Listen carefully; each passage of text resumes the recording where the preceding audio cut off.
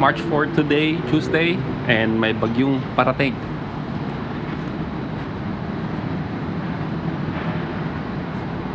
Good evening. 4 million people are being warned to prepare for impact with Cyclone Alfred on a collision course with Brisbane and power likely to be knocked out for days. Not a chance. Authorities now predicting the Category 2 storm will soon turn west. This is going to be a major event. It could be, one of the top 5 or 6 most costly natural disasters in Australian history. Lismore braced, still recovering from the devastating 2022 flood.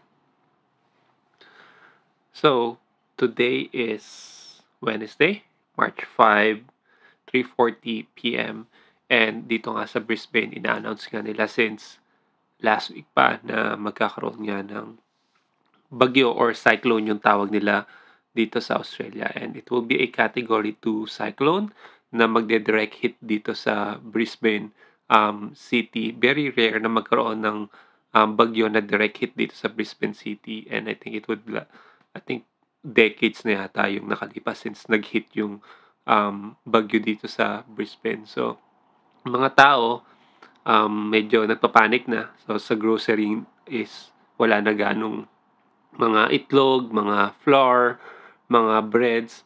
Buti na lang si Jessa nakakuha pa ng bread kahit papaano. Tapos, yung grocery namin is medyo malapit dito sa date na to. So, nakapag-grocery naman kami. So, may stock kami dito sa bahay. So, yung ibang mga tao talaga napunta pa sa grocery and lalo na doon sa mga suburbs, naglalagay na sila ng sandbags para sa bahay nila, para sa baha, which is provided naman ng council. So, Wednesday ngayon, starting bukas, in-expect nila na medyo mag-ulan-ulan na. And gabi yata tomorrow expected na fall dito sa Brisbane yung mismong cyclone or Monday morning. Yun yung prediction nila, no? So titignan natin. Ako ngayon naka-work from home and since today hanggang Friday sarado yung office. So sinabi nila mag-work from home na lang lahat ng mga tao. And kung hindi ka makakapag-work from home, just contact your manager. Yung school ni Hannah is wala nang pasok starting bukas din hanggang Friday. Unfortunately, si Jessa is may trabaho kasi nasa retail nga si Jessa. So, ina-assess nila day by day yung situation. And unfortunately, kailangan niya pang bumahe. So, titignan natin. Hopefully, bukas, medyo okay pa. Pero, who knows, right? Weather. And dito sa Brisbane, puti dito sa Brisbane City mismo, hindi gaanong nabaha. But tignan natin. It will be a challenge para doon sa mga tao or mga tao doon sa suburb. Lalo na doon sa mga bahayan. Kasi mahirap talaga pag binabaha, no? Kahit na may mga insurance sila, yung hassle ng paglilinis, yung pagpa-process, yung mahirap eh. Buti lang sana kung baha no? Paano kung talagang nawalan yung buong bahay nyo is lumubog. Which is, may possibility. Hopefully, malimit yun, this cyclone. But very rare nga and sinasabi nga nila about 140 to 160 kilometer yung wind, which is yun yung mas kinakatakot nila compare sa tubig. So, papakita ko sa inyo kung ano yung magiging situation namin dito bukas. Pero ngayon, siguro, yung mga gamit sa balcony is ililigpit ko na lang muna para kung mahangin man bukas, hindi sila magtumbahan, lalo na yung mga halaman natin na hindi naman ganong nadidiligan. Hindi nadidiligan naman. Hindi lang ganong na-maintain. So, tara, magligbit muna tayo.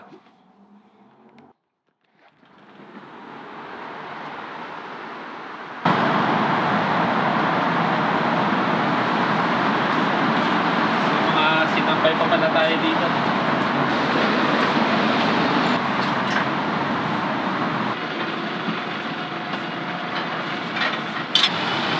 Ito siguro yung baba muna natin, no?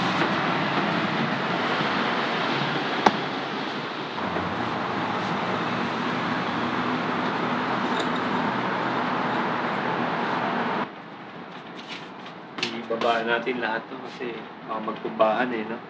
Malakas yung hangin.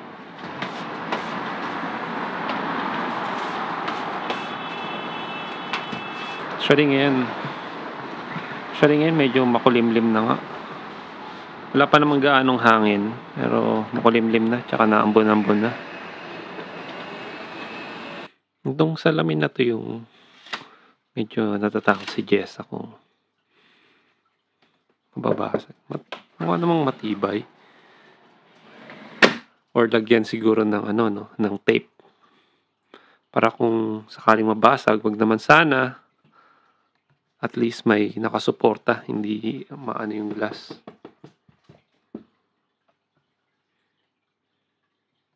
Ano papi, lagyan natin ng tape?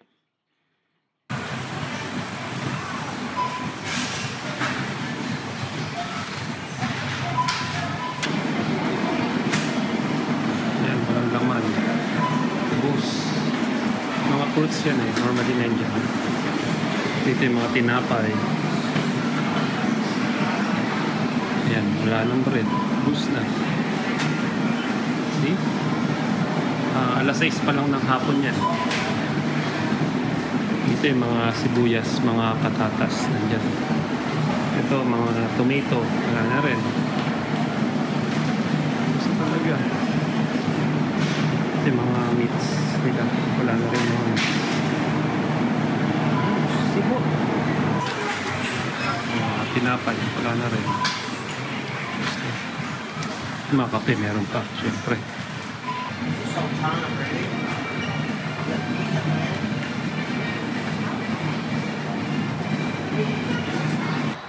So ayun, Thursday ngayon, alas 6 na ng hapon. Patay talaga dito sa city. So walang public transportation, naka-shutdown lahat. Majority ng establishment is naka-sarado din. Expected nila dapat ngayon darating yung cyclone, pero medyo humina daw yung takbo from the Pacific Ocean. So ang expected new expected na landfall is bukas daw ng alas 10. So ngayon medyo naambon-ambon, pero maramdaman mo yung hangin, malakas na talaga. So right po.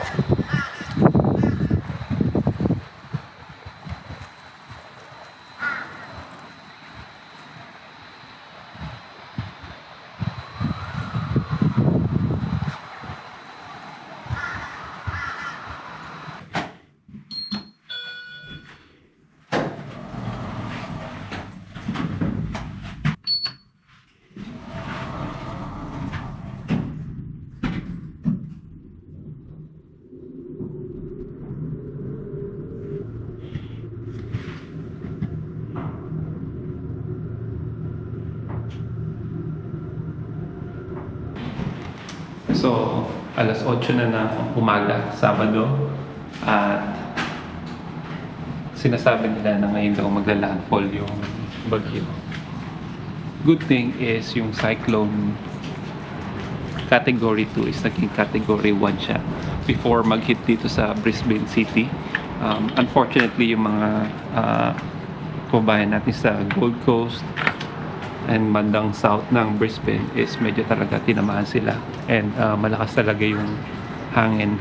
So nandito tayo ngayon sa 16th floor ng building, which is the pool ng building, and makikita nyo wala naman siya gaanong ulan, wala din gaanong hangin eh.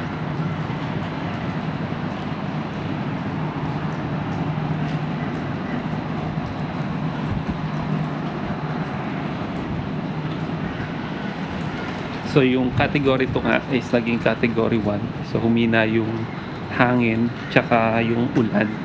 Medyo lumihis dito sa Brisbane, at least sa ngayon ang 8 AM ng Sabado.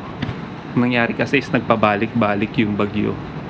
Hindi pabalik-balik, paikot-ikot muna before dumating dito. So medyo na-delay nga siya kasi originally ang forecast nila is Wednesday darating. Tapos naging Thursday, tapos naging Friday.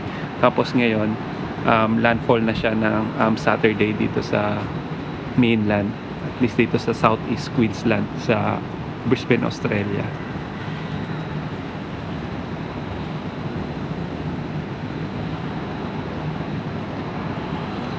So pinakita ko naman sa inyo yung estado ng groceries, talagang sarado na sila ngayon kasi before nga is ubusan na ng supplies.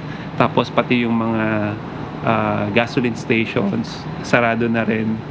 7-Elevens, even 7-Eleven sarado na rin, at saka McDonald's. So ngayon kasi talaga nila ini-expect na darating. And then during the early morning nga na bumaba naman sa category 1 at least sa ngayon. And wala naman siya, hindi naman siya ganun kadilim, pero medyo maulap lang.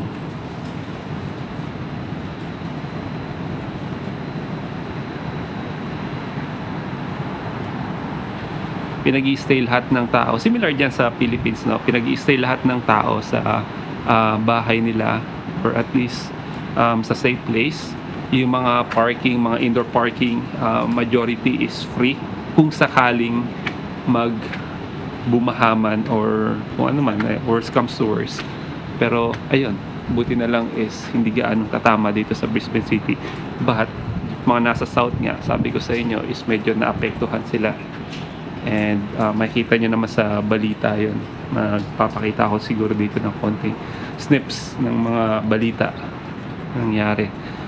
Kanina nga medyo lumabas-labas kami ni Jessa. May mga punong branches ng puno na naputol. So feeling ko medyo malakas yung hangin nung madaling araw. Pero ngayon, at least ngayong umaga, hindi na. Ito natumba.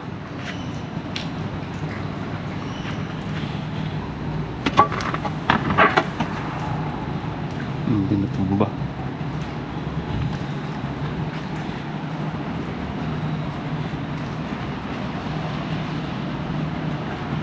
Ito nyo yung Story Bridge nandun.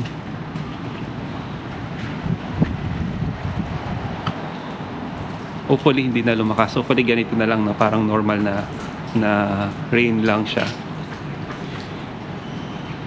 At least, diba, nakapag-prep. Mas maganda na nakapag-prep ka. Worst comes to worst. Tapos ganito yung mangyayari kumpara sa hindi ka nakapag-prep tapos may mangyaring mas masama kaysa dito, diba? So ito nga palang cyclone na to is last cyclone na nandito is 50 years ago na. Yung unang tumama dito sa Brisbane. 50 years ago pala, nung huling tumama dito sa Brisbane natin. Ayan, medyo nalakas yung ulan, no?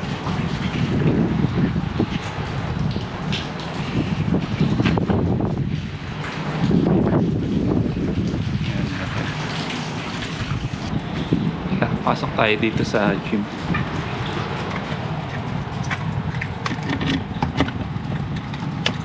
Dito pala.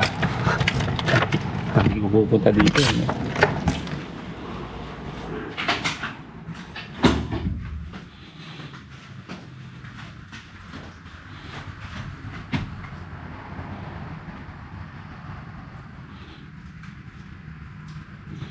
Ayan, wala namang gaanong ulan talaga. Ayan yung Story Bridge.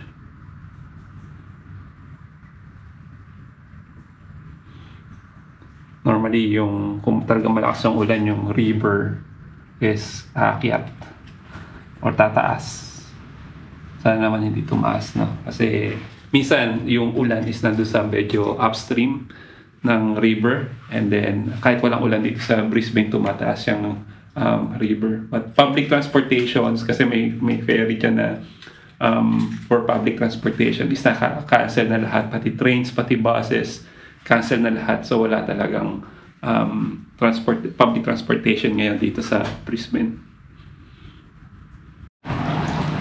Yung office pala namin, yung office ko, at least yung client ko ngayon is ayan lang. So kitang-kita sa apartment namin. Ayan, so sarado siya. Sabi ko nga, 'di ba, starting nung Thursday, tapos Friday, and then dapat hanggang Friday lang. In-extend nila hanggang Monday yung sarado. So working from home kami till Monday, lalo na yung mga office days nila is Monday. So working from home kami starting Monday kasi sarado pa rin eh. And I think Tuesday balik na, kasi kung ganito lang, hopefully ganito lang, wala na gaanong impact dito sa city. balik back to normal na ulit ng Tuesday. So tara, sabay na tayo.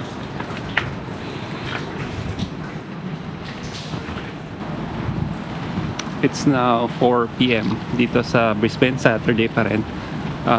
Buong araw, maulan-ulan pa rin siya, maambon-ambon, tapos may konting hangin ang mararamdaman mo. Pero hindi siya ganun ka lakas at ka destructive as yung pinorcast nila, no? So which is mabuti naman.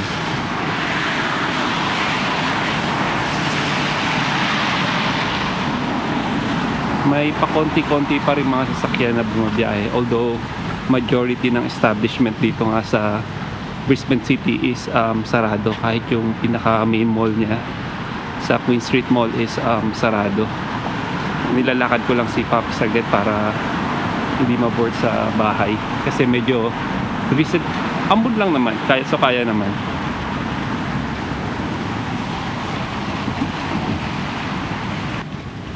So ito yung park na malapit sa bahay and mapuno dito, and wala naman siya gaanong throughout the day, wala naman gaanong mga nahulog na mga sanga. Mga dahon marami, may mga konti-konti lang na ganyan.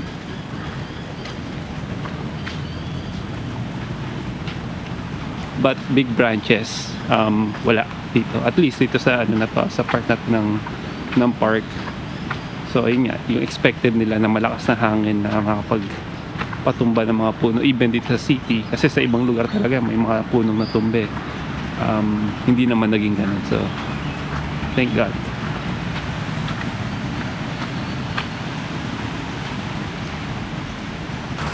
So yung sandbags pala, no, ganito yung ginagawa nila para hindi pasukin ng tubig yung mga establishments.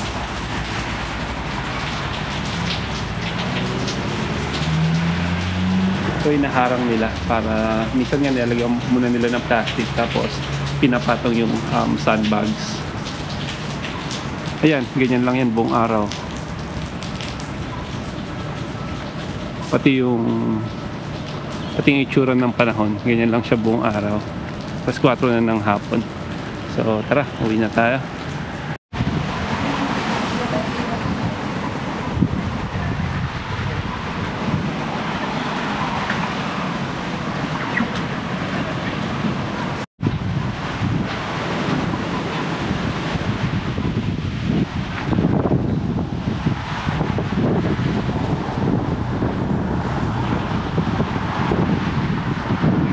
So yung mga Lime scooters tsaka yung mga Neuron scooters na typically na-hire mo siya per minute, tinabi na lang muna nila dito kasi nga, di ba, kung nasa sidewalk sila and kung malakas ang hangin, pwedeng delikado siya sa pedestrians tsaka sa mga sasakyan. Tsaka hindi rin advice ako syempre na gumamit ka nito habang may bagyo, di ba? So ayan, ma-park muna sila dito.